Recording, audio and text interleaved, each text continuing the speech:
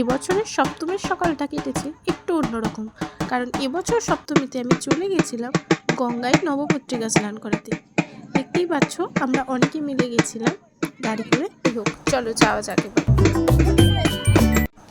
এই যে আমরা চলে এলাম গঙ্গায়, কিন্তু এখানে আগে থেকেই কত ভিড় হয়ে গেছে।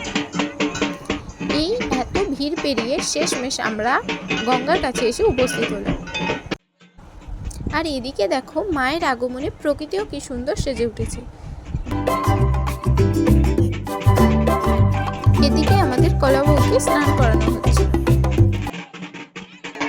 জানো তো পুজো এলেই আমার মনটা কিন্তু খুব ভালো হয়ে যায়। পুজোর এই ঢাকের আওয়াজটা কিন্তু আমার অসাধারণ লাগে।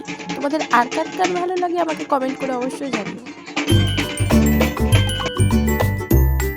শেষমেশ আমাদের কলাবউ স্নান করানো হয়ে গেল এবং আমরা চললাম এবার বাড়ির দিকে।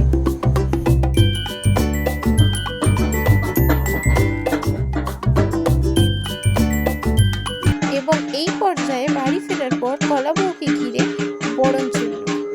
এখানে বরণ চলছিল খুব সুন্দর করে।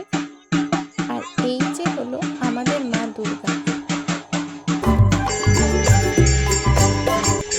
এদিকে বরণ হচ্ছিল আর অন্যদিকে পাশের পাড়ারও নবপত্রিকাকে স্নান করিয়ে নিয়ে যাচ্ছে।